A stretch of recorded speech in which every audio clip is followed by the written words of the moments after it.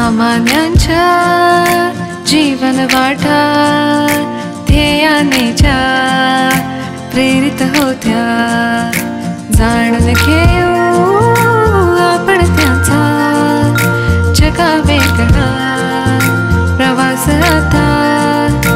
जरा रंग दे त्यांच्या सोबत पैसेच्या गप्पा. स्वागत करतो तुमचे हा सोयाबीनचा घंटा. नमस्कार. प्रज्ञाभारती डॉक्टर श्रीधर भास्कर वर्णेकर म्हणतात, जय महामंगले जय सदा वत्सले देवी परमोज्वले भरतभूरूपिणी. जय समरचंडिके रौद्रतनुधारिणी भरतभूरूपिणी. आपण म्हणतो जननी जन्मभूमीश्च स्वर्गादपि गरीयसी. हा उज्ज्वल संदेश देणारी आमची संस्कृती आहे.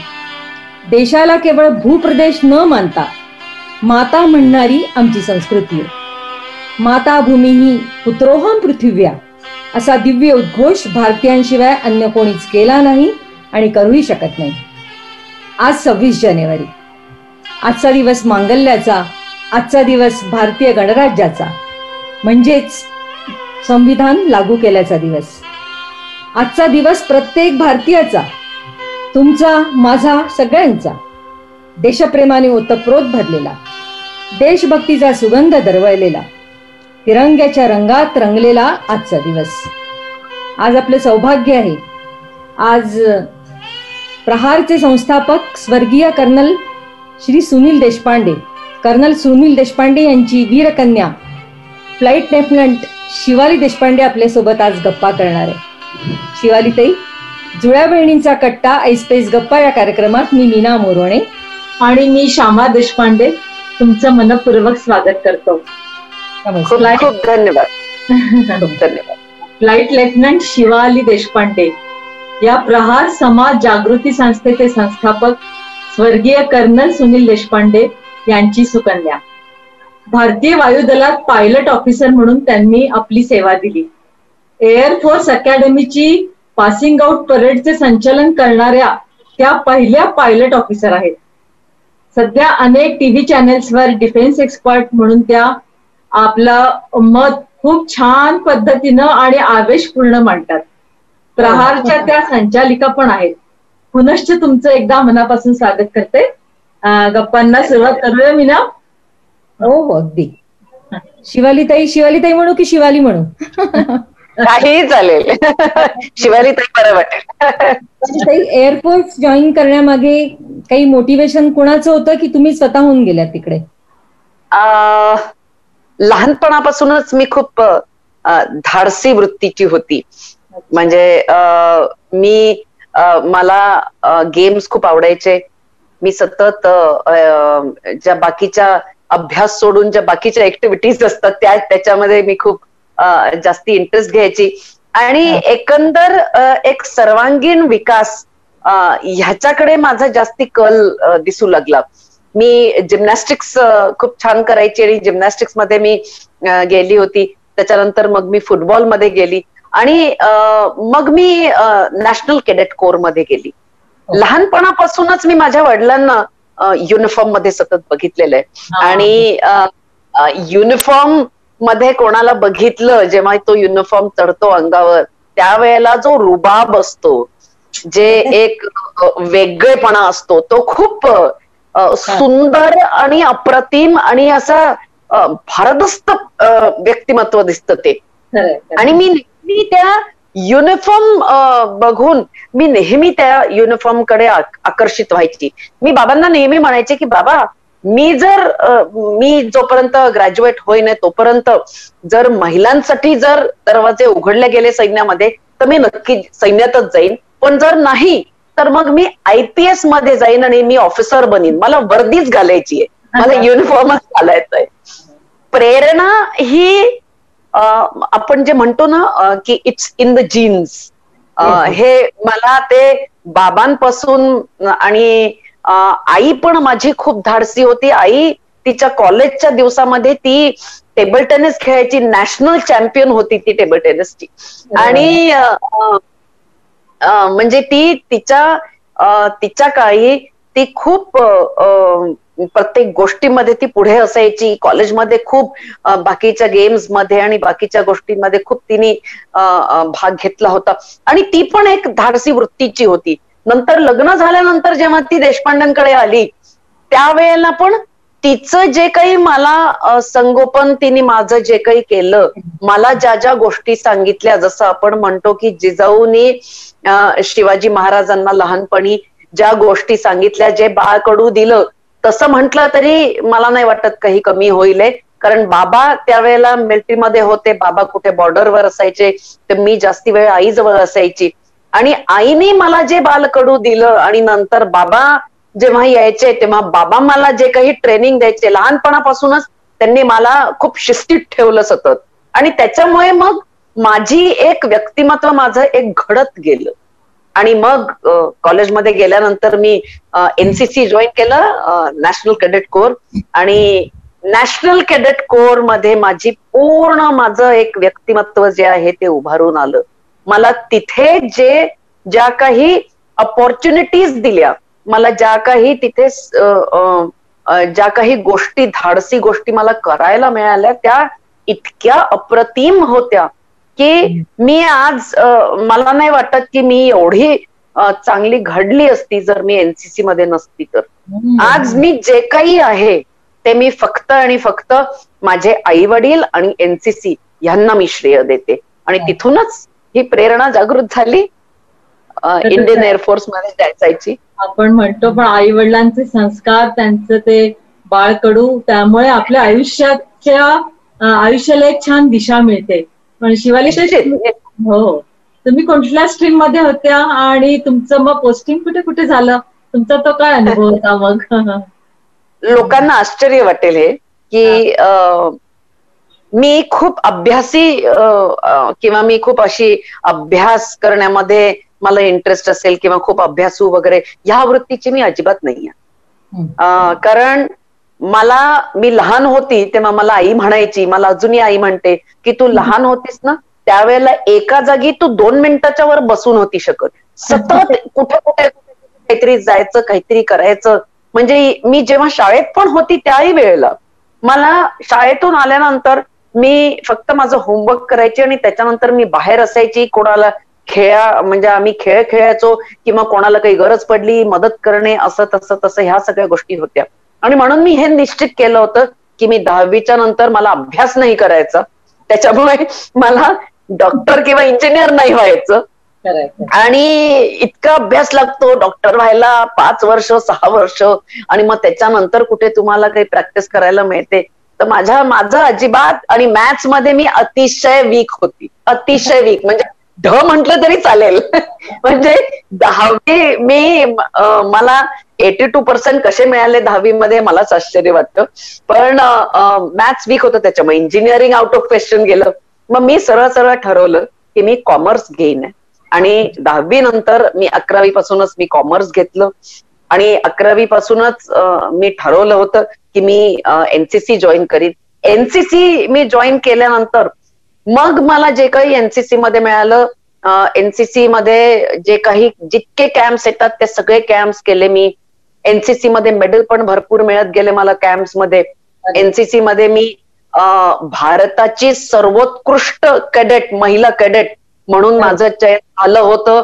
रिपब्लिक डे कॅम्प जो ह्या वेळेला चालतो जानेवारीच्या महिन्यांमध्ये दिल्लीला, त्या कॅम्प मध्ये महाराष्ट्राचं प्रतिनिधित्व, आम्ही महाराष्ट्राचं एक कॉन्टिंजंट होतं, पूर्ण महाराष्ट्रातले सगळ्यात उत्कृष्ट कॅडेट यांना निवडलं होतं. आणि त्या सगळ्या कॅडेट्स मध्ये बेस्ट कॅडेट ची जी प्रतियोगिता होती त्याच्यामध्ये मला निवडलं होतं. आणि बेस्ट कॅडेट म्हणजे एक ओव्हरऑल कॉम्पिटिशन असतं ते, म्हणजे तुमचे सर्व्हिस सिलेबस, त्याची रिटन टेस्ट असते, जनरल नॉलेजची टेस्ट असते, तुमचं ड्रिल असतं, फायरिंग असतं, तुमचं प्रॅक्टिकल टेस्ट असते. ह्या सगळ्या टेस्ट मिळून भारतातली निवडल्या जाते जी बेस्ट कॅडेट असते. तर त्यावेळेला मी निवडल्या गेली होती आणि मला पी.व्ही. नरसिंहराव, त्यावेळेचे आपले पंतप्रधान, त्यांच्या हस्ते मला ट्रॉफी आणि गोल्ड मेडल हे मिळालेलं होतं. आणि त्याच्यानंतर मग मी त्यावेळेला मला अगदी 100% खात्री झाली की मी जी स्ट्रीम कॉमर्स ही निवडली आहे ती अतिशय उत्तम आहे. कारण कॉमर्स मी ह्याच्यासाठी निवडलं की मला इकॉनॉमिक्स मध्ये थोडासा इंटरेस्ट होता. आणि जरी मी जरी IPS मध्ये जायचं ठरवलं होतं तरी अभ्यास खूप लागेल आणि त्याच्यामध्ये इकॉनॉमिक्स हे आवश्यकच आहे. तर म्हणून मग मी हे कॉमर्स ही लाईन चूज केली होती.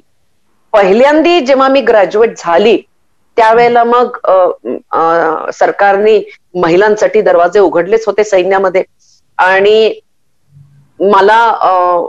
मी अप्लाय करायचं ठरवलं. पण मला बाबांनी म्हटलं थोडंसं आणखीन शिकून घे, कारण हे महिलांसाठी जे त्यावेळेला होतं ते शॉर्ट सर्व्हिस कमिशन होतं, म्हणजे फक्त 5 वर्षाचं होतं. आता कसं शॉर्ट सर्व्हिस कमिशन हे वाढलंय, आता 10 वर्ष झालंय आणि तुम्हाला 4 वर्ष आणखीन एक्सटेन्शन हवं असेल तर तुम्ही घेऊ शकता, म्हणजे जवळजवळ 14 वर्ष आहे. त्यावेळेला ज्या वेळेला मी गेली होती त्यावेळेला फक्त 5 वर्ष होतं. आणि बाबा मला ह्याच्यासाठी म्हणाले की एक वर्षाचा डिप्लोमा करून घे तू, की 5 वर्षाच्या नंतर मग तुझ्या पुढे असा प्रश्न नको यायला की आता मी काय करू. तर तुझ्याकडे एखादा तू डिप्लोमा केलेला असशीलच तर तुला कुठे चांगल्याकडे नोकरी मिळेल किंवा एखादा 1 वर्षाचा तू एखादा कोर्स कर ज्याच्यामध्ये तू चांगलं करू शकशील आणि ते नोकरीच्या बेसिसवरती. मग मी असं ठरवलं की मी डिप्लोमा इन पब्लिक रिलेशन्स करीन. मग मी भवन्स मध्ये 1 वर्षाचा डिप्लोमा केला आणि त्याच्यानंतर मग आर्मी आणि एअरफोर्स दोन्हीचे मी फॉर्म्स भरले आणि भगवंताचीच कृपा, आई वडिलांचे आशीर्वाद आणि सगळ्या मोठ्यांचे माझ्यावरती आशीर्वाद की मी आर्मी आणि एअरफोर्स दोन्ही मध्ये मी सिलेक्ट झाली होती. आणि दोन्हीचे माझ्या समोर जॉईनिंग इन्स्ट्रक्शन्स होते. तर मला चूज करायचं होतं की मला कुठे जायचंय. माझा पूर्ण परिवार हा आर्मी मधला आहे, म्हणजे मला एक काका आहेत आणि एक आत्या आहे. तर आत्याचे यजमान पण आर्मीमध्ये होते, काका पण माझे आर्मीमध्ये होते. आणि मग मी असं ठरवलं की बाबा पण आर्मीमध्ये, म्हटलं सगळेच जण आर्मीमध्ये तर मी काहीतरी वेगळं करावं. म्हणून मग मी भारतीय वायुसेना चूज केली, इंडियन एअरफोर्स मी निवडलं. माझी पोस्टिंग ही वेगवेगळ्या ठिकाणी 2च ठिकाणी झाली, कारण 5 वर्षामध्ये किती पोस्टिंग होऊ शकतात. तर 2च ठिकाणी झाली. पहिली जी पोस्टिंग होती ती होती बरेलीला, 15 विंग बरेली. आणि त्याच्यानंतर जी होती ती नागपूरला होती, सोनेगावला, ज्याला आपण 14 केअर अँड मेंटेनन्स युनिट त्यावेळेला म्हणत होतो. आता ते 44 विंग झालेलं आहे. तर अशा 2 ठिकाणीच बदल्या होत्या माझ्या. आम्ही जेव्हा पहिले कमिशन होतो त्यावेळेला आमची रँक पायलट ऑफिसर असते आणि मग नंतर फ्लाइंग ऑफिसर. आणि झालं असं की ज्या वेळेला आम्ही पास आउट झालो, आम्हाला पायलट ऑफिसरची रँक मिळाली, त्याच्यानंतर हे कळलं की म्हणजे मी जेव्हा बरेलीला गेली त्याच्यानंतर असं कळलं की पायलट ऑफिसरची रँक आता काढण्यात आली आहे आणि आता डायरेक्ट फ्लाइंग ऑफिसर पासून सुरुवात केली जाते. म्हणजे भारतीय वायुसेनेत आता फ्लाइंग ऑफिसर आहे. आर्मीमध्ये पहिले सेकंड लेफ्टनंट ही पहिली रँक असायची, आता लेफ्टनंट आहे. तर असे जे काही रँक्स होते, पहिले रँक्स ते काढण्यात आले. आणि त्याच्यानंतर मग मी माझे एअरफोर्सची कारकीर्द 5 वर्षाची सुरू केली. अतिशय सुंदर अनुभव होता भारतीय वायुसेनेतला. म्हणजे एक नवीन क्षेत्र, युनिफॉर्म घालण्याचा एक जो रोमांच असतो आणि तो रोमांच आपल्याला नेहमीच हवा असतो. तो रोमांच म्हणजे इतका उत्कृष्ट असतो की मी शब्दामध्ये तो व्यक्तच नाही करू शकत. आणि खूप खूप अप्रतिम अनुभव असतो. म्हणजे तो अनुभव मी एनसीसीचा युनिफॉर्म घालण्यात जरूर केला आहे, पण एनसीसीचा युनिफॉर्म हा नॅचरली टेम्पररी असतो, फक्त 3 वर्षासाठी तुम्ही एनसीसी करता आणि तेवढ्या पुरतं असतं. पण हे की तुम्ही एक जिम्मेदार सैनिक आहात एका देशाचे आणि तुम्हाला आता हे प्रेसिडेंट्स कमिशन मिळालं आहे, म्हणजे आम्हाला जे कमिशन मिळतं ते राष्ट्रपतीद्वारा आम्हाला कमिशन दिलं जातं. त्याच्यामुळे हा सगळा अनुभव खूप छान होता 5 वर्षाचा. अतिशय सुंदर आणि खूप अप्रतिम अनुभव होता 5 वर्षाचा. असं म्हणतात ना शिवाली की serving in armed forces is an exclusive way of life. Absolutely. Civil वातावरणात आल्यावर काय वेगळं वाटलं, कसं मॅनेज केलं मग इकडे, हाऊ डिड यू मॅनेज? मी पुष्कळशे लोक ना करिअर चूज करण्यासाठी वेगवेगळ्या वक्तांना कॉलेजेसमध्ये आणि शाळेमध्ये बोलवतात. त्याच्याच मध्ये मला बोलवतात की तुम्ही आर्म फोर्सेस या करिअर बद्दल सांगा. तर मी नेहमी त्यांना करेक्ट करते. मी म्हंटल आर्म फोर्सेस हे करिअर नाहीये. Forces is a way of life. जगण्याची ही एक पद्धत आहे. आमची जी जगण्याची पद्धत असते ती अतिशय वेगळी आहे. आम्ही अतिशय डिसिप्लिन्ड असतो. अनुशासन हे आमच्यामध्ये इतकं कुठून भरलं असतं तुम्हाला खोटं वाटेल. मी जेव्हापासून रिटायर झाले 5 वर्षापासून तेव्हापासून मी आजपर्यंत आणि यापुढेही मी रोज 4:30ला उठते आणि रोज 4:30ला उठल्याबरोबर मी माझा नियमित जो व्यायाम असतो तो व्यायाम करणं आणि हे करणं हा रुटीन माझा अजूनही संपलेला नाहीये. आणि हा सैनिक जेव्हा एक सैनिक बनतो त्याच्या शरीरामध्ये काही गुण हे इतके रुजून जातात की हे निघणं अशक्य आहे. अशक्य आहे निघणं. आणि म्हणजे जेव्हा मी रिटायर झाले आणि सिव्हिलियन लाईफ मध्ये झाली मला अजून बाबांचे शब्द आठवतात की बाबा हे रिटायर झाले जेव्हा ते कर्नल होते. 30 वर्ष त्यांनी भारतीय सैन्यामध्ये दिले आणि देशासाठी 2 युद्ध लढले. भारत पाकिस्तानचं 1965चं युद्ध आणि 1971चं युद्ध त्यांनी लढलं. आणि 30 वर्ष सैन्यामध्ये दिल्यानंतर जेव्हा बाबा रिटायर झाले तेव्हा बाबांना खूप वेळ नाही लागला सिव्हिलियन लाईफ मध्ये स्वतःला ऍडजस्ट करायला. पण मी जेव्हा रिटायर झाली त्यावेळेला मला खूप म्हणजे माझं असं इरिटेशन व्हायचं की हे कसं होतं. म्हणजे मला अजून आठवतं बाबांचं आणि माझं ते बोलणं की बाबा म्हणायचे अगं मला 30 वर्ष झाली सर्व्ह केल्यानंतर मी एवढा वेळ नाही घेतला तुझ्यासारखा ऍडजस्ट व्हायला. पण मी म्हंटल बाबा 1 मिनिट, मला तुम्ही जरी 30 वर्ष सैन्यात घालवले आहे तरी जेव्हा मी रिटायर झाली तर माझे 5 वर्ष सैन्याचे आणि प्लस माझा वय जेव्हापासून मी तुम्हाला बघतेय एवढ्या वर्ष मला झालेले आहेत. आणि मी तुमच्या बरोबर राहून राहून मी डबल सैनिक झालेली आहे. म्हणजे मी एक सैनिक तर ऑलरेडी होती तुमच्या बरोबर आणि त्याच्यानंतर मग मी दुसरी सैनिक झाली ती स्वतः युनिफॉर्म घातल्यानंतर. तर बाबा म्हणायचे कारण शोधावी तर कोणी तुझ्याकडून. मी म्हंटल असं नाही आहे. पण निश्चितच म्हणजे सिव्हिलियन लाईफ मध्ये थोडासा ऍडजस्ट व्हायला वेळ जरूर लागतो. पण एकदा ऍडजस्ट झालं की एका सैनिकाला कुठल्याही परिस्थितीमध्ये ऍडजस्ट व्हायला खूप त्याला कठीण नसतं. आणि ऍडजस्ट मी पण झाली होती पण माझी चिडचिड व्हायची. जसं कोणी कार्यक्रमाला बोलवलं तर आम्ही अगदी दिलेल्या वेळेवरती पोहोचायचो आणि जेव्हा दिलेल्या वेळेवरती पोहोचायचो कार्यक्रमाला त्यावेळेला तिथे फक्त 2-3 जण राहायचे. आणि मी एका कार्यक्रमाला जेव्हा पोहोचली मला चीफ गेस्ट म्हणून बोलवलं होतं आणि तो तिथलं बघितलं मी की तिथला एक चपरासी हा स्टेज झाडत होता. मला आश्चर्य वाटलं. मी म्हंटल कार्यक्रम हा 10:30 वाजताच होता ना. तर मी फोन केला त्या लोकांना. त्यांना म्हंटल मी आलीये कार्यक्रमाला 10:30. अरे मॅडम तुम्ही इतक्या लवकर का आले. मी म्हंटल तुम्ही मला वेळ 10:30ची दिली. मॅडम इंडियन स्टँडर्ड टाइम म्हणजे 1 तास उशिरा यायचं असतं.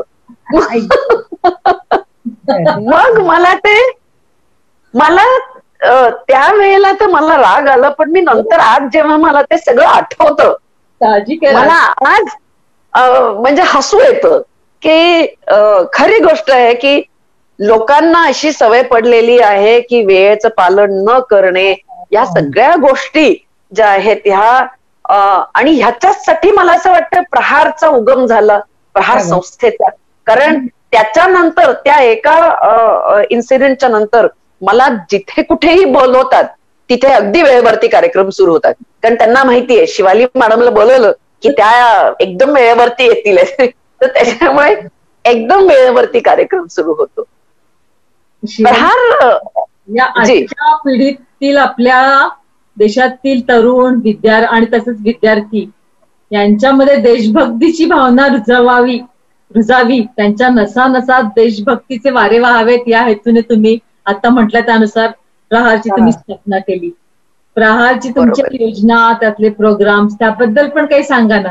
आणि तसाच तुमच्या इथनं बरेच मुलांना इथे आर्म फोर्सेस मध्ये तुमच्या इकडनं ते गेलेले आहेत, तो पण अनुभव काय असतो? प्रहारची तुम्हाला थोडक्यात संकल्पना सांगते मी, की श्री नाना पाटेकर हे बेळगावला आले होते ज्या वेळेला माझे वडील कर्नल सुनील देशपांडे हे बेळगावला हे पोस्टेड होते.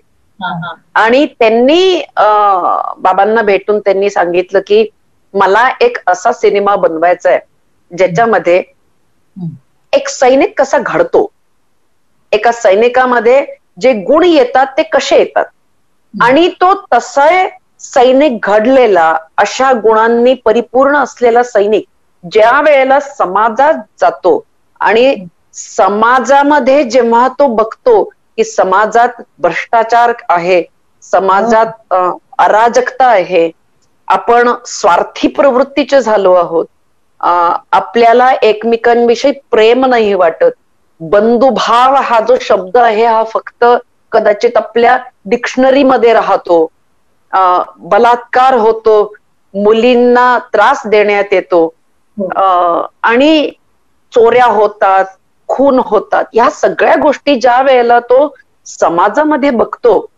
त्यावेळेला निश्चितच एका सैनिकाच्या मनात खूप सारे प्रश्न येतात. मग त्या सगळ्या प्रश्नांची तो कुठल्या प्रकारे तो सैनिक हा डील करतो, असा मला एक सिनेमा बनवायचा आहे.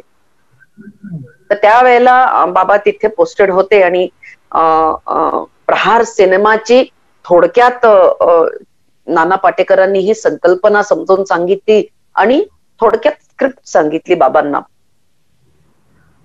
प्रहार सिनेमाचं ज्या वेळेला शूटिंग सुरू होतं त्यावेळेला बाबा आणि नाना पाटेकर हे रात्री जवळजवळ 2-3 वाजेपर्यंत बसायचे चर्चा करत की कुठला सीन कुठल्या प्रकारे आपण दाखवायचा आणि कुठल्या सीनच्या कोणत्या डायलॉगने जे प्रेक्षक आहेत, जे हे पिक्चर बघणार आहेत, त्यांच्यावरती कुठले संस्कार व्हावे किंवा कुठला मेसेज आपण पोहोचवावा, ह्याच्यासाठी हे लोक तासनतास चर्चा करायचे. म्हणजे मी तर खरं असं म्हणेन आहे की दोघंही नाना पाटेकर आणि माझे वडील हे दोघंही अतिशय मोठे विचारवंत आहेत, की दोघांच्याही डोक्यातून जी कल्पना निघाली, जो ज्ञानाचा ओघ निघाला, तो ओघ अगदी दोघांचा सारखा निघाला. आणि प्रहार पिक्चरचा एक एक डायलॉग, जो सुरुवातीचा जो मिलिटरी पार्ट आहे त्या मिलिटरी पार्टचं जेवढं डायरेक्शन आहे ते डायरेक्शन बाबांनी दिलेलं आहे. आणि जो सिव्हिल मध्ये जो भाग शूट झालेला आहे इंटरव्हलच्या नंतरचा, तो सगळं मुंबईमध्ये त्याचं शूटिंग झालेलं आहे. आणि ही कल्पना की एक सैनिक ज्याला अशा प्रकारचं ट्रेनिंग मिळतं, ज्याच्यामध्ये देशभक्ती असते, ज्याच्यामध्ये अनुशासन असतं, ज्याच्यामध्ये जो जागरूक असतो, ज्याच्यामध्ये भारतीय जीवन मूल्य हे भरलेले असतात, जो साहसी असतो, असा सैनिक, ह्या गुणांनी परिपूर्ण सैनिक हा जेव्हा समाजात येतो आणि हा बघतो की आपले नागरिक कसे घाबरून जगतात किंवा आपले नागरिक कसे स्वार्थी झालेले आहेत, बाहेर काय होतं, कोणाला काय झालेलं आहे, ह्याची मला काहीही गरज नाहीये, मी, माझा परिवार, माझी मुलं एवढ्याच पर्यंत सीमित विश्व झालेलं आहे. हे सगळं बघून त्याला काय वाटतं की मी ह्या लोकांसाठी स्वतःचे प्राण हे पणाला लावतो सीमेवरती, जेव्हा की हे माझे कोणीच नाहीये, आम्ही रक्ताचे संबंधीच नाहीये, पण तरी आम्ही स्वतःचं जीवन हे का धोक्यात टाकतो, जेव्हा हे देशाचे नागरिक जे आहेत हे एकमेकांबद्दलच चिंता नाही करत. म्हणजे मला एक खूप सुंदर शेर आठवतो, शहर में धुआं उठता है उठता रहे, शहर में धुआं उठता है उठता रहे, आग किसके घर में लगी है कल पढ़ लेंगे अखबार में. अशी समाजाची आजची प्रवृत्ती झालेली आहे. म्हणजे आपण असे झालेलो आहोत की कुठे जर काही होतं तर आपण हा विचार करतो, मी कशाला तिथे जाऊन मध्ये पडायचं, आपण उद्या पेपरमध्ये वाचू काय कुठे झालं होतं ते. तर ही जी काही मानसिकता झालेली आहे, ही मानसिकता ही थोडीशी आपण बदलायला हवी, लोकांनी बदलायला हवी, ह्याच्यासाठी हा सिनेमा बनवला गेला होता. मग ह्या सिनेमाच्या वरून प्रेरणा घेऊन जो पहिला पार्ट आहे मिलिटरीचा, जिथे कमांडो ट्रेनिंग दाखवलेलं आहे पूर्ण, की एका सैनिकाला कुठल्या प्रकारचं ट्रेनिंग मिळतं, ते पूर्ण ट्रेनिंग जेव्हा सैनिक घेतो आणि त्याच्यानंतर जेव्हा तो मुंबईमध्ये येतो आणि बघतो की इथे गुंडे आहेत आणि हे गुंडे लोकांना धमकवतात, उगीच त्यांच्याकडून पैसे घेतात, त्यावेळेला नाना पाटेकर तिथे स्वतःच आलेला असतो, जो एक कमांडो इन्स्ट्रक्टर असतो पिक्चर मध्ये, त्याला हे कळत नाही की हे लोक का पैसे देतात घाबरून, तर मग ह्याचा प्रतिकार का नाही करत गुंड्यांचा. मग नाना पाटेकर प्रतिकार करतात गुंड्यांचा आणि मग एक फाईट दाखवलेली आहे की 4 गुंडे आणि 1 नाना पाटेकर. ही जेव्हा फाईट होत असते तेव्हा तिथले त्या लोकॅलिटी मधले जवळजवळ 60-70 लोक तिथे उभे राहून हे तमाशा बघतात. तर ह्या सीनच्या द्वारे नाना पाटेकर आपल्याला हे मेसेज देऊ इच्छितात की आजकाल आपला समाज हा तमाशगीर झालेला आहे. आपल्याला नेहमी उभं राहून आपण कुठे काही चूक होत असेल तर आपण बसून लगेच आपण आपला मोबाईल काढतो आणि त्याच्यावरती आपण शूटिंग करायला लागतो, पण आपण कधी मदत करायला धावत नाही. आणि मग नंतर काही दगड येतात त्यांच्यावरती, तर नाना पाटेकरला वाटतं की मी तर चांगला माणूस आहे, मी ह्या लोकांसाठी या गुंडांशी लढतो आहे, तर दगड कदाचित गुंडांवर मारत असतील लोक, पण त्याला आश्चर्य वाटतं हे बघून ऐकून की ही दगड लोक वास्तविकरित्या नाना पाटेकरवर मारत असतात. आणि ती लोक म्हणतात कि तुम एक सैनिक हो, तुम्हारा काम है देश की रक्षा करना, तुम्हारा काम है सीमा के ऊपर, आज तुम यहां पर आए हो हमें बचा रहे, लेकिन कल जब वापस जाओगे तब हमें कौन बचाएगा. मग ह्या सीनच्या द्वारे नाना पाटेकर आपल्या सगळ्यांना ह्या मेसेज देऊ इच्छितात की 60-70 लोक आणि 4 गुंडे, 60-70 लोक ह्या 4 गुंडांचा सामना नाही करू शकत. म्हणजे आपण इतके लाचार झालेलो आहोत आज की आपण 4 गुंडांचा सामना करायला आपली एवढी स्ट्रेंथ आहे तरी आपण करू शकत नाही. आणि ह्या असे सगळे सीन्स आहेत. या सीन मधून प्रेरणा घेऊन माझ्या वडिलांनी स्वेच्छानिवृत्ती घेतली सैन्यामधून आणि त्यांनी प्रहार समाज जागृती संस्था या संस्थेची स्थापना केली. 9 जानेवारी 1994 ह्या संस्थेची स्थापना झाली. आणि उद्देश बिलकुल एक साधा सोपा सरळ आहे आपला, की समाजात सैनिकी गुणांना पेरायचं. आणि ते कोणते गुण? अनुशासन, निर्भयता, जागरूकता, नैतिक मूल्यांचं पालन आणि राष्ट्रप्रेम. आता क्षमाताईने मला प्रश्न विचारला राष्ट्रप्रेम बद्दल. खूप वाईट वाटतं आज जेव्हा भारत तेरे तुकडे होंगे इन्शाअल्लाह इन्शाअल्लाह सारखे नारे हे कुठल्या मोठ्या युनिव्हर्सिटीमध्ये जेव्हा दिल्या जातात. खूप वाईट वाटतं जेव्हा या देशामध्ये वाद होतो की आम्ही राष्ट्रगीतासाठी पिक्चर थिएटरमध्ये जेव्हा जातो पिक्चर बघायला, तेव्हा राष्ट्रगीत जेव्हा होतं तेव्हा आम्ही का उभं राहावं. जेव्हा युवक हा प्रश्न विचारतात तेव्हा खूप वाईट वाटतं.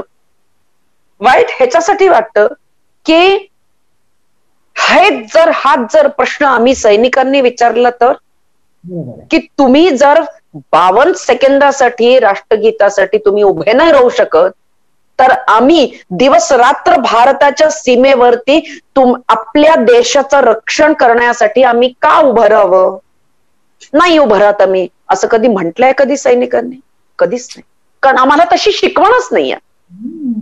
आमच्या रक्तामध्ये, आमच्या शरीरामध्ये, आमच्या मेंदूमध्ये या सगळ्या गोष्टी इतक्या रुजून गेलेल्या आहेत की आमच्यासाठी फक्त राष्ट्र प्रथम.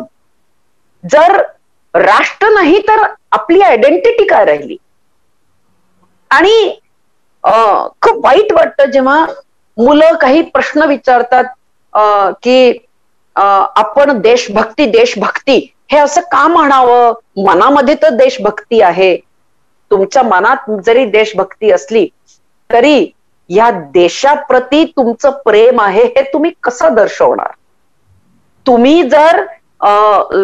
तुम्ही जर अशा गोष्टी करून, असे उद्घोष करून की भारताचे तुकडे व्हावे, किंवा असे उद्घोष करून की एका आतंकवाद्याला का फाशी व्हावी, किंवा आपण पाकिस्तानवर का हल्ला केला, आपण हे चूक केलं हल्ला करणं, किंवा सैन्याने एखादा जर ऍक्शन घेतलं, जर ऍक्शन केली पाकिस्तानमध्ये तर याचं प्रूफ आम्हाला दाखवा, एवढ्यापर्यंत आपली हिंमत जाते.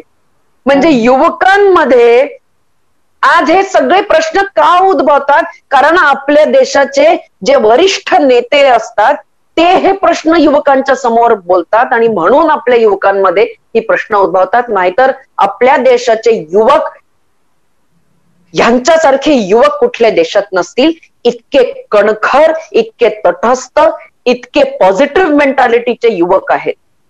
पण या युवकांना कदाचित एक दिशा चूक मिळते किंवा ते एका चूक गोष्टीकडे कदाचित अट्रॅक्ट होतात असं मी जरूर मानते.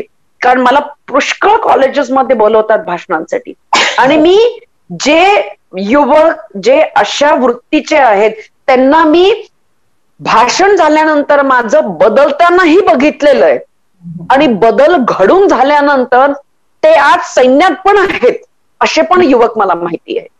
तर असा बदल घडतो कारण आपण त्याच्यामध्ये उतरतो, आपण त्यांना ही प्रेरणा देतो.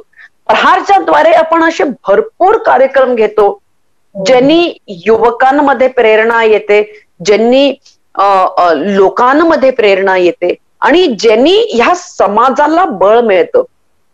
म्हणजे मला अजून आठवतं की बाबा हे नेहमी म्हणायचे की प्रहारची ही इच्छा नाहीये की प्रत्येक युवकांनी भारतीय सैन्यात भरती व्हावं किंवा जॉईन करावं. जर झाले तर खूपच छान, जर झाले तर अप्रतिम गोष्ट आहे.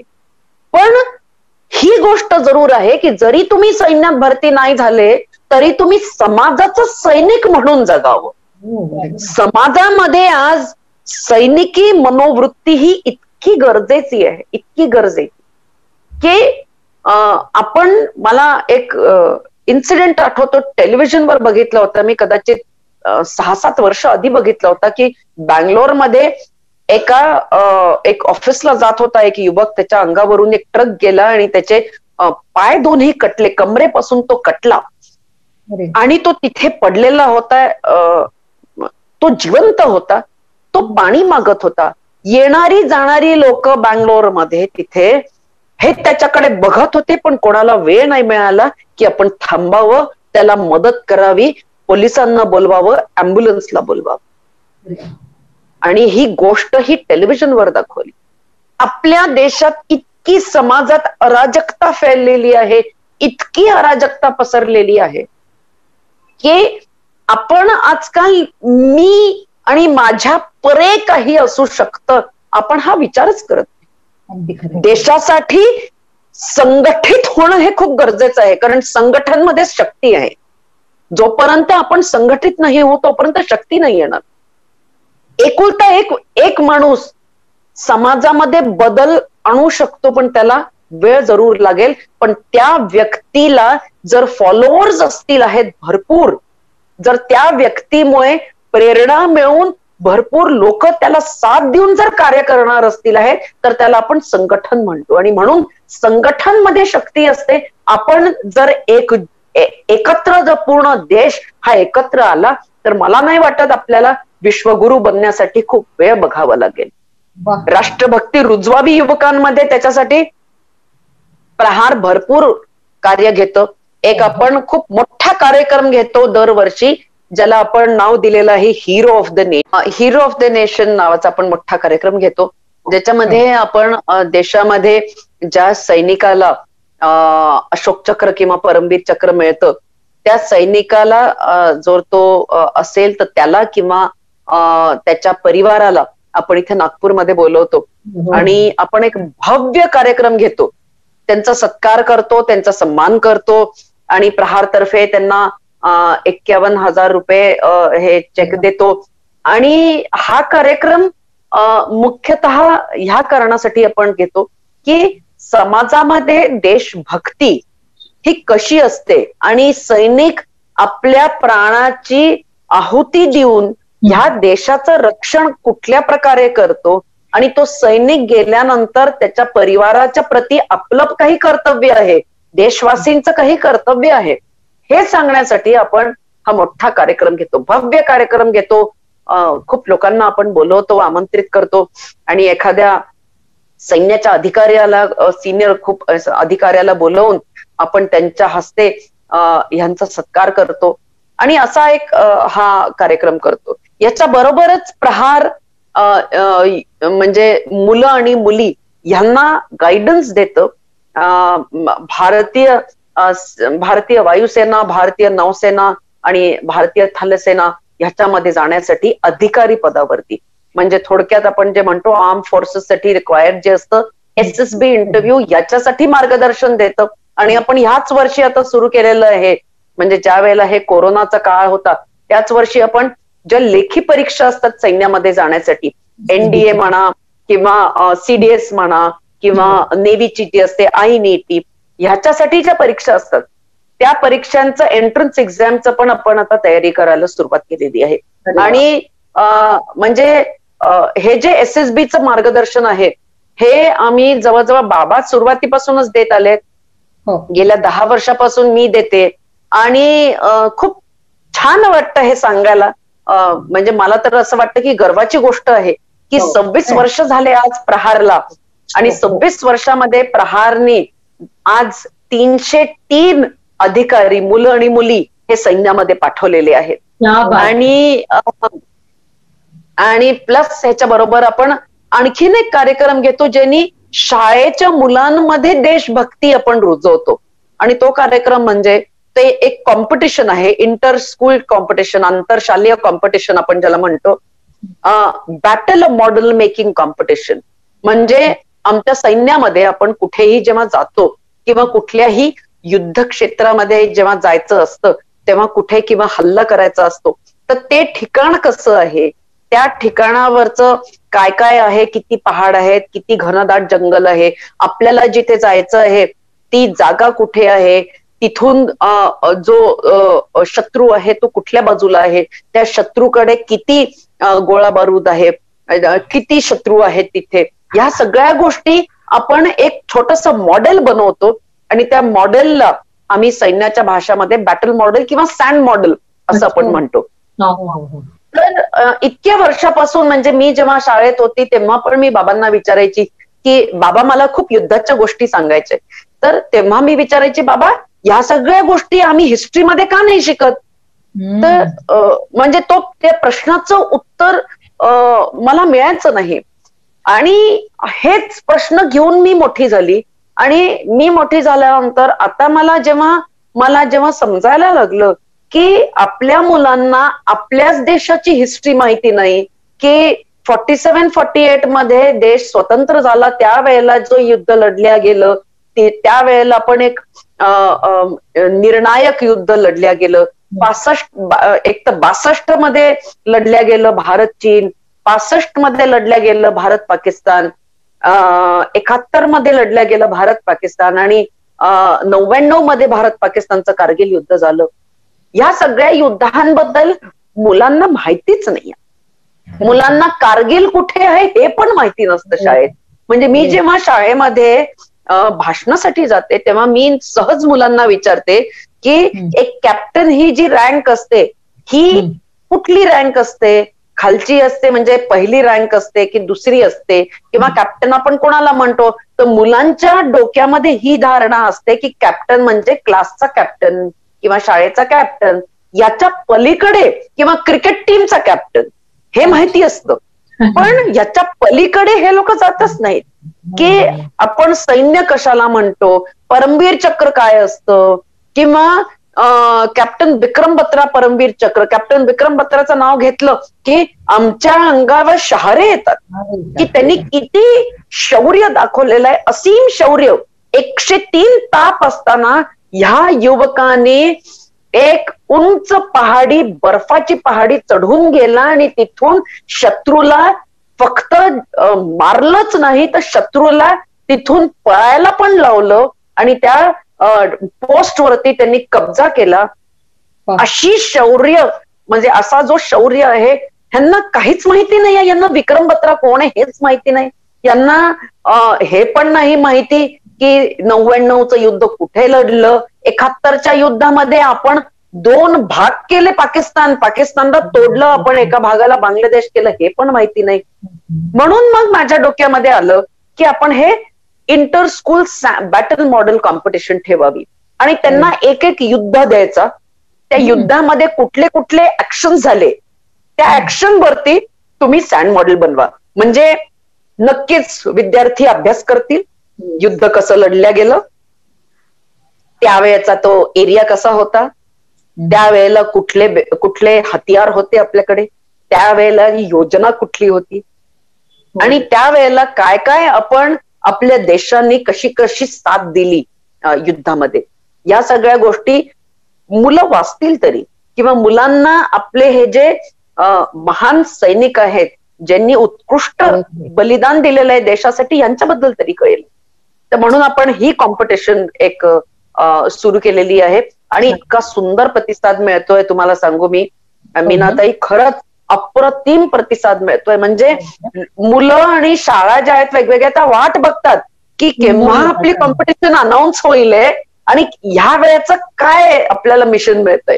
खूप छान. तर पण हे पण आपण हो, आजची ही युवा पिढी काही जर अपवाद बघतो आपण तर पाहतो कामाला हेडफोन लावून फास्ट ड्रायव्हिंग करतात. 15 ऑगस्ट आणि 26 जानेवारीच्या दिवशी झेंडावंदनाच्या समोरून मुद्दामून असे जातात की मी तर मारायला उठायची त्यांना. झेंडावंदन आणि 26 जानेवारीचं ते जेव्हा सुरू असतं ना फ्लॅग होस्टिंग, तेव्हा मुद्दामून भो भो आवाज करून मुद्दामून समोरून जाणं. मी तर अक्षरशः ते चालत्या मोटरसायकल समोर जाऊन त्यांना थांबवायची, अशी मारायला धावायची. अशी मुलं आहेत, अशी युवा पिढी आहे. पबजी गेम, आपल्याला काही माहिती नाही, पबजी गेम, वाढती व्यसनाधीनता किंवा अशी आता वाढती जाती आणि धार्मिक तेढ किती होते. अशा विपरीत परिस्थितीत खरंच कठीण काम आहे. खरंच ही देशभक्ती किंवा राष्ट्र निर्माण कसं होईल, काय मत, तुमचा अनुभव काय? आणि हो, असे अनुभव मला भरपूर आलेले आहेत. म्हणजे मी हे नेहमी म्हणते की खूप राग येतो, प्रचंड राग येतो की देशभक्ती हे फक्त 15 ऑगस्ट आणि 26 जानेवारीला तुमच्या जीप वरती, तुमच्या 2 व्हीलर वरती मोठा तिरंगा घेऊन जायचं आणि खूप मोठ्याने हॉर्न वाजवायचा आणि मुलींची पण छेडखानी करायची. हे पण बघितलं मी. तिरंगा लागला तुमच्या गाडीवर आणि तुम्ही मुलीकडे बघून शिट्ट्या वाजवता, म्हणजे राग येतो. पण ही जी युवा पिढी आहे, मला असं वाटतं हे जे पबजी आणि मोबाईल आणि इंटरनेट, जी टेक सॅव्ही आजकालची जी मुलं झालेली आहेत ना, त्यांना मला असं वाटतं काही तेवढंच अट्रॅक्टिव्ह पर्याय कुठला दुसरा आपण देऊ शकू तर ह्यांच्यामध्ये बदल आणू शकू आपण. मला एका कॉलेजमध्ये बोलवलं होतं, मी कॉलेजचं नाव नाही घेणार. एका कॉलेजमध्ये मला बोलवण्यात आलं आणि कॉलेजमध्ये म्हणजे इंजिनिअरिंग कॉलेज होतं ते, आणि मला सांगितलं की मॅडम ह्या कॉलेजमध्ये ज्यांना 12वी मध्ये अगदी 98, 97 असे पर्सेंट मिळतात किंवा असे 95, 96 असे पर्सेंट मिळतात, तीच मुलं आमच्या कॉलेजमध्ये येतात. पण एक प्रॉब्लेम आहे मॅडम, आम्ही तुम्हाला बोलवतो आहे पॉझिटिव्ह मेंटॅलिटी ह्या विषयावरती भाषण द्यायला. तर मी त्यांना विचारलं असं का, कारण तुमचं कॉलेज एवढं नावाजलेलं आहे आणि इतकं छान आहे कॉलेज. तर म्हणजे मॅडम प्रॉब्लेम असा आहे आमच्या कॉलेजचा की आमच्या कॉलेजमध्ये जरी 12वी मध्ये 90% पेक्षा जास्ती मिळालेले जेव्हा मुलं येतात आणि पहिल्या सेमिस्टर नंतर जेव्हा 95% उलट पुलट होतं, जेव्हा 59 होतं किंवा जेव्हा 96 69 होतं, त्यावेळेला आमच्या कॉलेजची मुलं ही तेलंगखेडी लेक वरती जाऊन ही आत्महत्या करतात. इतकी कमजोर मानसिकतेची आपली युवा पिढी झालेली आहे. मी जेव्हा तिथे भाषण द्यायला गेली तेव्हा मी आपलं नॉर्मल जोश आणि आपलं एक सैनिकी बाणामध्ये मी भाषण दिलं त्यांना. आणि त्या प्रोफेसरशी मी जेव्हा बोलली तर मी त्यांना म्हटलं हे एक पर्याय आहे, तुम्ही या मुलांना आमचं शिबिर करायला पाठवा.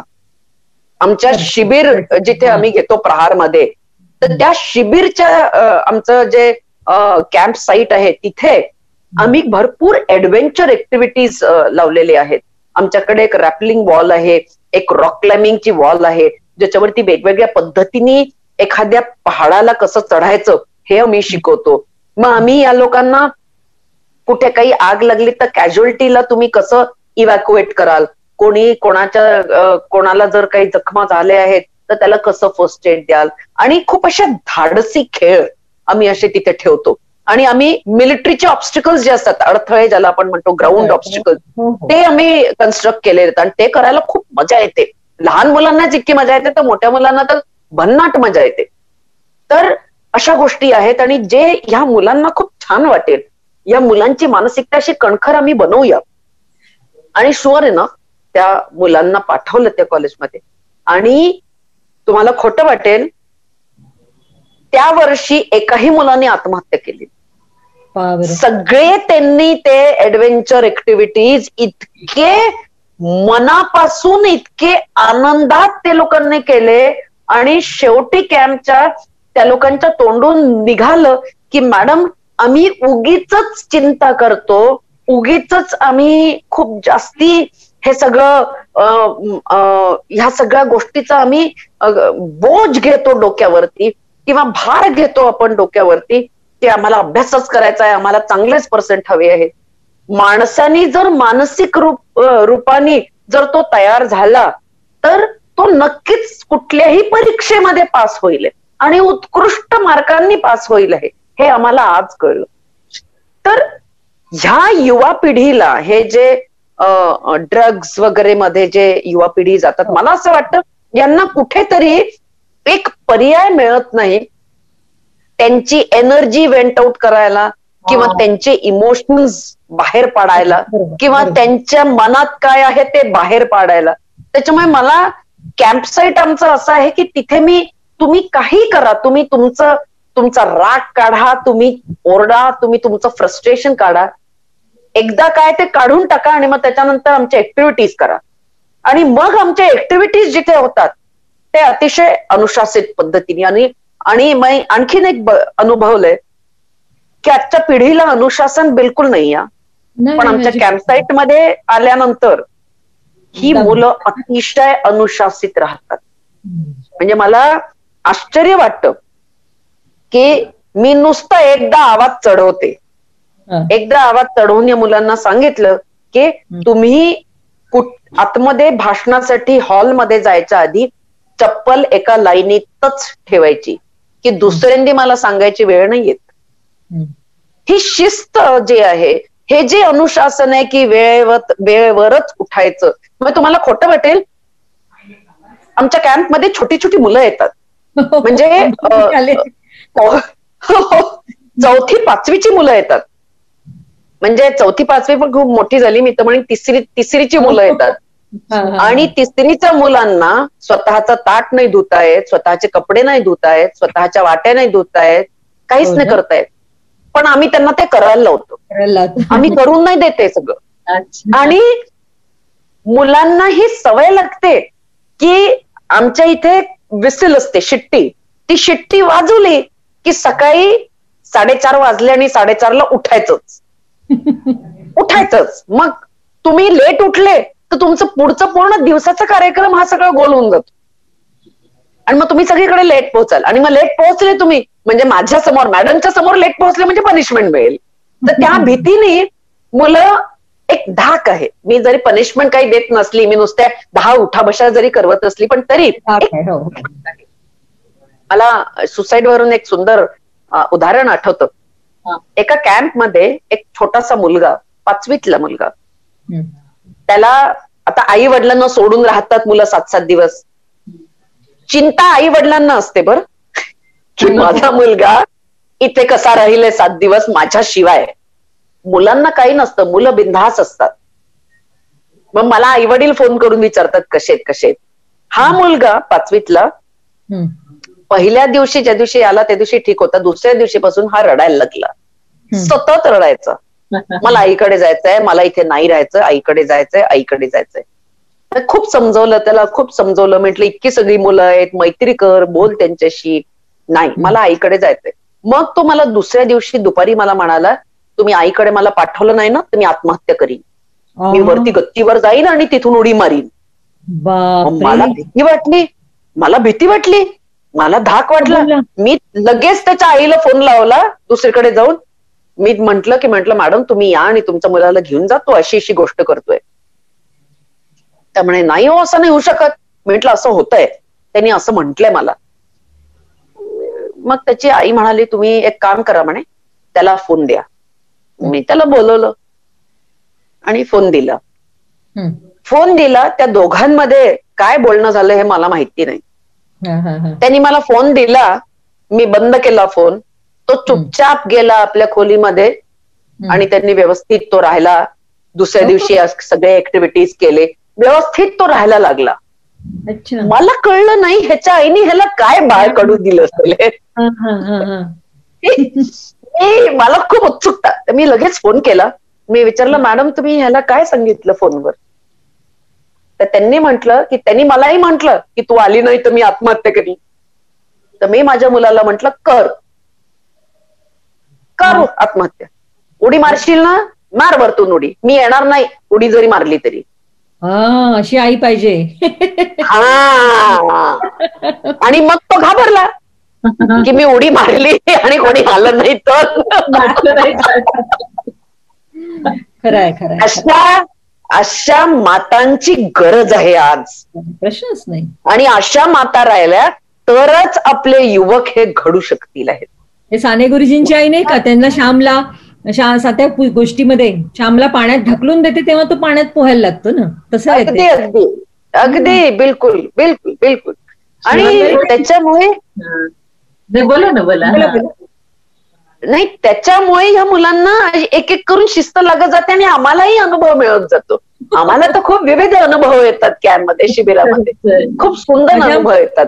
माझ्या मोठ्या मुलांनी, छोट्या मुलांनी, श्यामाच्या सगळ्या मुलांनी श्यामाच्या तुमचे प्रहार कॅम्प्स अटेंड केले.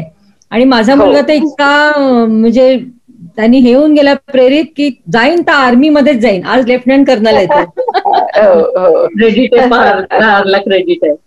प्रहारला क्रेडिट आहे. शिवाली ताई, रक्षण क्षेत्रामध्ये महिलांचा पण खूप सहभाग आता वाढतो आहे. त्यासाठी आवश्यक असणारी शारीरिक क्षमता, मानसिक क्षमता, त्याबद्दल काय सांगाल तुम्ही? माझ्या या विषयावरती खूप चर्चा होतात की महिला स्वतःला अबला समजतात, महिला शारीरिक रूपाने कमजोर आहेत, शारीरिक रूपाने आपण नाही इतकं सहन करू शकू वगैरे वगैरे वगैरे. पण माझं असं मत आहे की दुर्गा माता ही कमजोर नव्हती. प्रत्येक स्त्रीमध्ये एक असा गुण असतो जो तिला कणखर जरूर बनवतो. आणि अशी कणखर स्त्री जी असते, मला असं वाटतं की स्त्रीपेक्षा जास्ती सुंदर व्यक्तिमत्व भगवंतानी दुसरं तयार नाही केलेलं आहे. म्हणजे नो ऑफेन्स टू मेन ना, पण एक स्त्री आपल्या घराण्याला सोडून दुसऱ्याच्या घराण्यात येते लग्न करून, त्या घराण्याला आपलं मानते, कष्ट करते, फक्त स्वयंपाक पाणी न करून नोकरी पण करते, कष्ट करते, मुलांना वाढवते, सगळ्यांसाठी करते, सगळ्यांसाठी झटते. ही अशी स्त्री कमजोर कशी असू शकते? मला हे इक्वेशनच नाही कळलं, मला खरंच कळलं नाही इक्वेशन. आणि त्याच्यामुळे शारीरिक रूपाने महिला कमजोर आहेत हे मी विश्वासच नाही ठेवू शकत, अजिबातच नाही ठेवू शकत विश्वास. आज आमच्यासारख्या कित्येक महिला सैन्यातून आज गेलेले आहेत. आम्ही पण तेच ट्रेनिंग केलेलं आहे जे पुरुषांना मिळतं, तेवढंच कठोर ट्रेनिंग आम्ही केलेलं आहे जेवढं पुरुषांना मिळतं. आणि ते ट्रेनिंग केल्यानंतर आम्ही देखील त्या पदावर आहोत ज्या पदांना, जे पद पुरुषांना मिळतात सैन्यामध्ये. आज तुम्ही इतके ऑलिम्पिक गेम्स बघता, स्पोर्ट्स बघता, सगळीकडे महिला आहेत. आणि त्या महिला कशा तयार होतात? त्या महिला काही वेगळ्या नाही, त्या शरीराने तुमच्या आमच्यासारख्याच आहेत.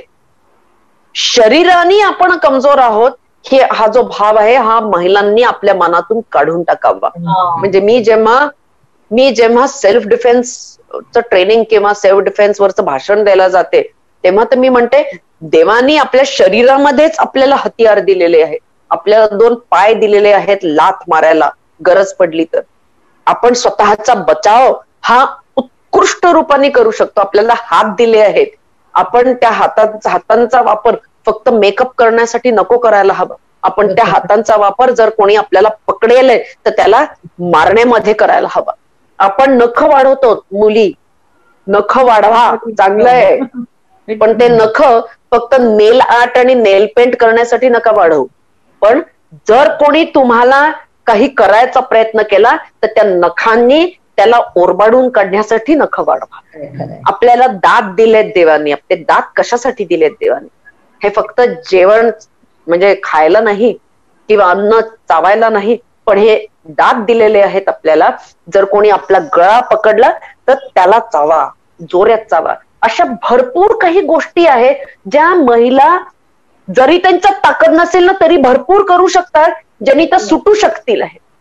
आणि सैन्यामध्ये जाण्यासाठी कमजोर मुली आहेत हे तर मी अजिबात धोरण म्हणजे विश्वास करायला तयार नाही.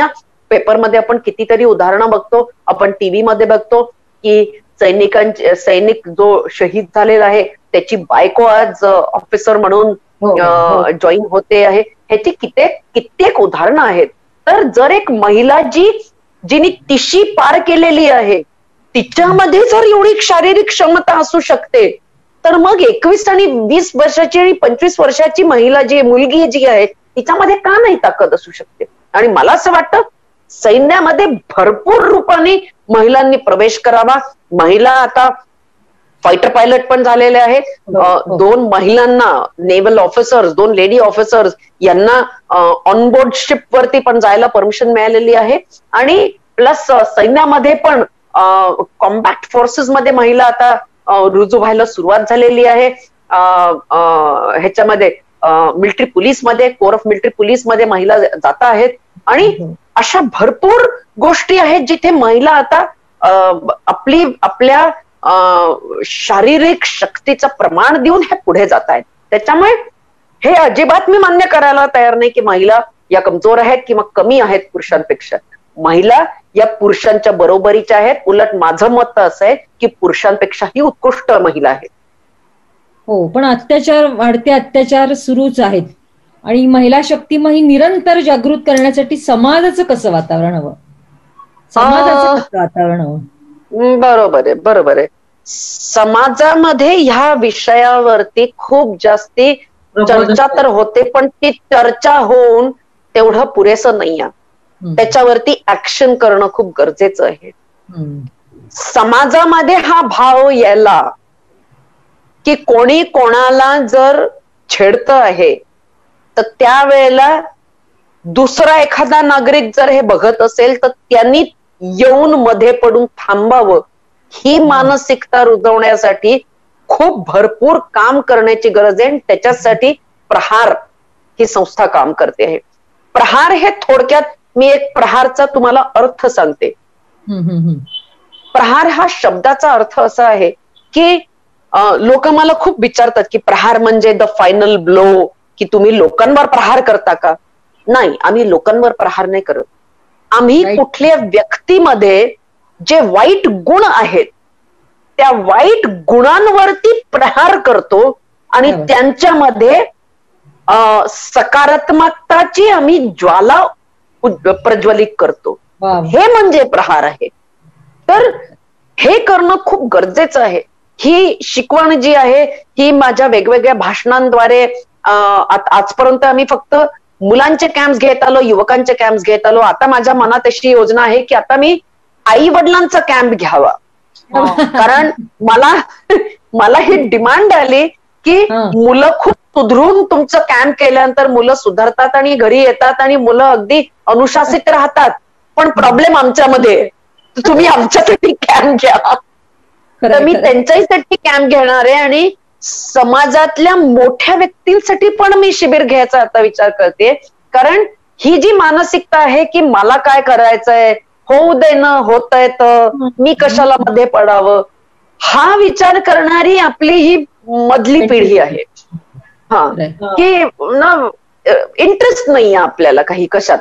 तर ह्या पिढीला पण जागृत करण्याची खूप गरज आहे की जागरूकतेने आपण ह्या समाजासाठी काम करायला हवं. कारण एक सैनिक ज्याप्रमाणे निरंतर, म्हणजे जसं एक म्हणतात ना, a soldier never quit still he is dead. म्हणजे एक सैनिक त्याच वेळेला हार मानतो जेव्हा तो मरतो किंवा तो जिंकतो. तर सैनिक हा सैनिक मरेपर्यंत असतो. त्याच्यामुळे जोपर्यंत एक सैनिक जिंकणार नाही, सैनिक कधी थांबणार नाही. हा सैनिक हा समाजाला दिशा देण्यासाठी काम निरंतर करत राहिले. प्रहार ह्याचा जन्म ह्याच्यासाठी झालाय. वा, सॅल्यूट तुम्हाला, खूप छान बोलताय तुम्ही. Thank you so much. गौरवपूर्ण है हमारे देश का इतिहास, गौरवपूर्ण है हमारे देश का इतिहास, वीरों का रंगोरंगी हमारी कहानी है. जाति धर्म से कोई भी हो हम, सबसे पहले हम हिंदुस्तानी है. प्रजासत्ताक दिनी आज एवढं म्हणते, बलसागर भारत हो वो, विश्वात शोभनी राहो. हीच प्रार्थना आज आपण करूया. शिवालीताई, तुम्ही वेळात वेळ काढून आज आमच्याशी गप्पा करायला. बोला. एक थोडस म्हणू इच्छिते. म्हणजे आपला हा सुंदर प्रवास झाला. तुम्हाला खूप खूप धन्यवाद. अतिशय इंटरेस्टिंग आणि छान पद्धतीने, गप्पांच्या पद्धतीने दोघी जणींनी माझ्याशी गप्पा मारल्या. पण ह्या युवा पिढीसाठी एक माझा पण संदेश आहे आणि तो संदेश असा आहे, एक शेर आहे, त्या शेर मी म्हणू इच्छिते.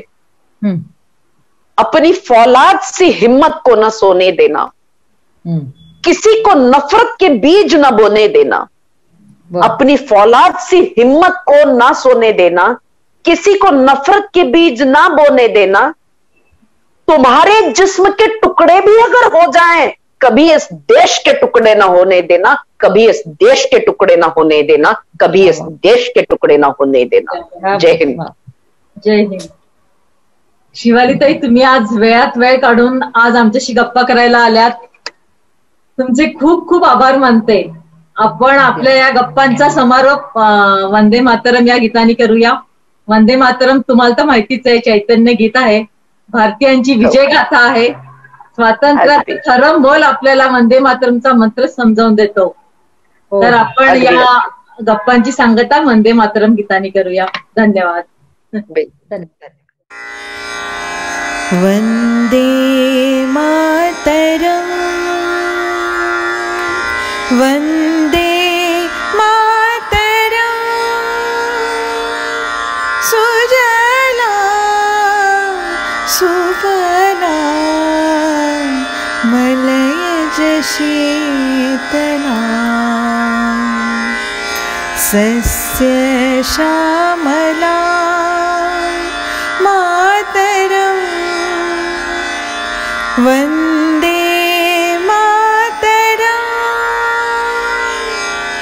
शुभ्र ज्योत्स्नां पुलकितयामिनीं,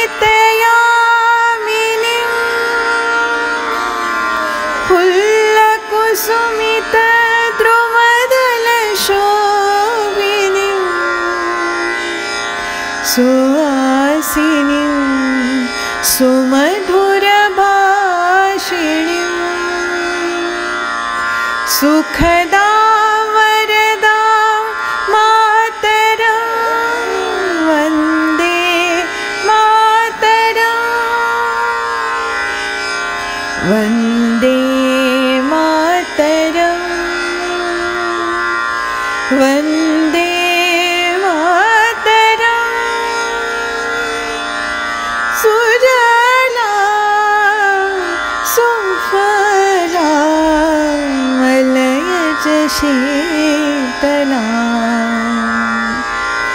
सस्य श्यामला मातरम् वन्दे मातरम् शुभ्रज्योत्स्ना पुलकितयामिनीं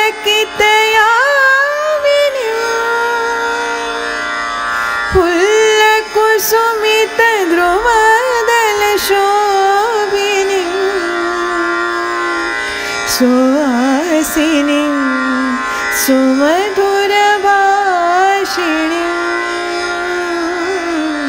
सुखदा